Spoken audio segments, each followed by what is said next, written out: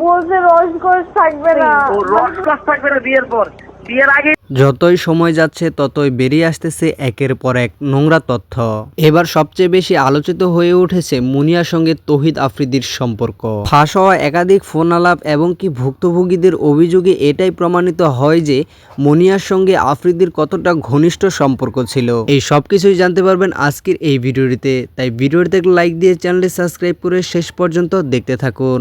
মুনিয়া নামে যে একটা মেয়ে আছে ওর সাথে ওর সম্পর্ক, আমি বলার পরেও আমার সাথে খুব বাজে ভাবে রিয়েক্ট নেয়। মুনিয়ার যেরকম অবস্থা হবে ঠিক সেরকম অবস্থা হবে। ইনডিরেক্টলি ও আমাকে ভুট্টার হুমকি দেয়। তৌহিদ আফ্রিদির নামে নানা অপকর্মের অভিযোগ রয়েছে। এছাড়া সে অনেক মেয়ের জীবন নষ্ট করেছে, মেয়েদেরকে বিয়ের প্রলোভন দেখিয়ে তাদের সঙ্গে শারীরিক সম্পর্কে ছেড়ে দেয়। এই নিয়ে মুখ খুলেছে এক ভুক্তভোগী নারী। সে বলে যে আমার সঙ্গে আফ্রিদির 1.5 বছরের সম্পর্ক ছিল, কিন্তু আফ্রিদি যখন নতুন কাউকে পেয়ে যায় এবং কি আমার সঙ্গে সবকিছু করে ফেলে তখন আমাকে দূরে ঠেলে দেয়, আর হলো না তার সঙ্গে সংসার করা। যখন আমি জানতে পারি আফ্রিদি নতুন কাউকে পেয়েছে এবং কি আমি তার সঙ্গে কথা বলতে যাই তখন সে অনেক বাজেভাবে রিয়েক্ট করে এবং কি আমাকে ডিবি কার্যালয়ে ডেকে নিয়ে গিয়ে আমাকে বলে গুম করে ফেলবে, আমাকে শেষ করে দিবে।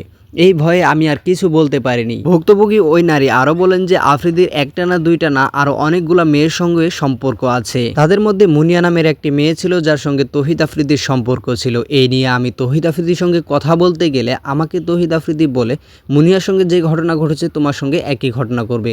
ইনডিরেক্টলি সে আমাকে হুমকি দেয়। ভুক্তভোগী সেই নারীর অভিযোগের সূত্র ধরে কিছু ফোন রেকর্ড হাতে আসে, যেখানে আফ্রিদি এবং মুনিয়ার মধ্যে ঘনিষ্ঠ কতটুকু এবং কি আফ্রিদির মুনিয়ার বাসায় আসা যাওয়ার প্রমাণ মিলে। মুনিয়ার বাড়িতে আফ্রিদির আসা যাওয়া এবং কি আরেকটি প্রেমিকার অভিযোগের ভিত্তিতে এটা প্রমাণিত হয়ে যাচ্ছে যে মুনিয়া হত্যাকাণ্ডের সাথে জড়িত আছেন তৌহিদ আফ্রিদি। আসলে কি আফ্রিদি এর পিছনে রয়েছে? আপনাদের মহামূল্যবান মতামতটি অবশ্যই কমেন্টে জানিয়ে যাবেন। আর এই ভিডিওটি ভালো লাগলে অবশ্যই ভিডিওতে লাইক করে দিবেন। আর সবার আগে আপডেট ভিডিওগুলো পেতে অবশ্যই আমাদের চ্যানেলটিকে সাবস্ক্রাইব করে সাথেই থাকবেন। ধন্যবাদ। আল্লাহ হাফেজ।